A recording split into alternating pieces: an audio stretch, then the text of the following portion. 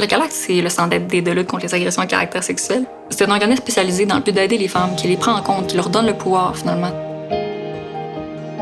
On a une approche qui est une approche féministe intersectionnelle, qui est une approche, en fait, qui fait qu'on se démarque un peu des services qui peuvent être offerts parce que on se concentre vraiment sur le besoin de la personne, puis on redonne le pouvoir à la femme, finalement, de décider pour son suivi, pour ce qui va suivre.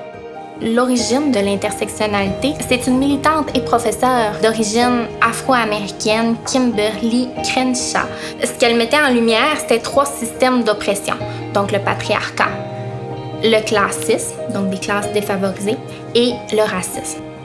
Donc l'approche féministe intersectionnelle reconnaît le fait que dans la société actuelle, il y a des inégalités entre les hommes et les femmes, mais également entre les femmes elles-mêmes. En tant qu'intervenante, on ne parlera pas pour un groupe, pour une communauté, pour une femme. On va plus lui donner la chance de prendre la parole.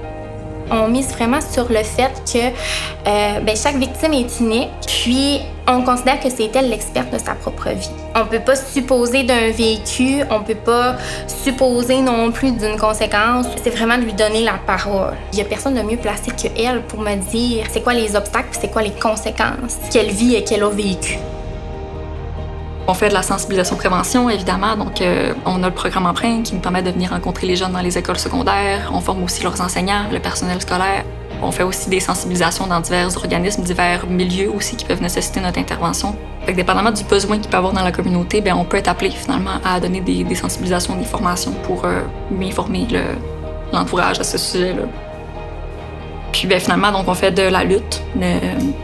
En gros, bien, ça peut être des activités communautaires, des manifestations. On le remarque encore aujourd'hui qu'il y a des croyances qui sont alimentées par des mythes, puis on sert beaucoup à les déconstruire. Ces mythes et préjugés-là, ce que ça fait, c'est que ça continue de banaliser les agressions à caractère sexuel, la violence sexuelle. Ça déresponsabilise l'agresseur, puis ça responsabilise la victime. Si une personne de moins qui véhicule ce genre de fausses croyances-là, mais après ça peut faire boule de neige, parce qu'après ça, elle peut elle aussi sensibiliser sa famille, son entourage et ainsi de suite. Notre mission, c'est vraiment d'enrayer les violences à caractère sexuel. Évidemment, il y a encore du travail à faire, puis on est là pour le faire. C'est un peu ce qui fait qu'on lutte pour ce changement-là. Finalement, on va contre des croyances qui sont patriarcales pour vraiment redonner le pouvoir aux femmes dans ce sens-là. On entretient des liens avec certains partenaires comme des organismes communautaires de la région qui travaillent auprès de la violence faite aux femmes, finalement, là, donc violence conjugale, violence sexuelle. On a des partenariats, des ententes avec les écoles secondaires qui nous permettent de venir les rencontrer dans leur école. Donc, on appelle, puis on sait directement qu'ils savent qui on est, ils savent notre objectif, ils savent comment on fonctionne.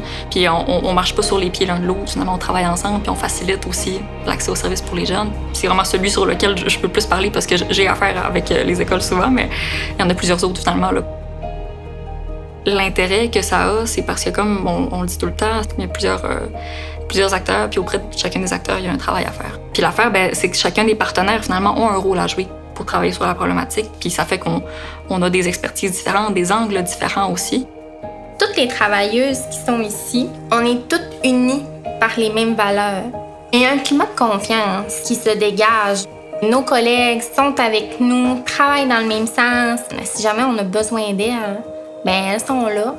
C'est sécurisant, puis c'est bienveillant là aussi.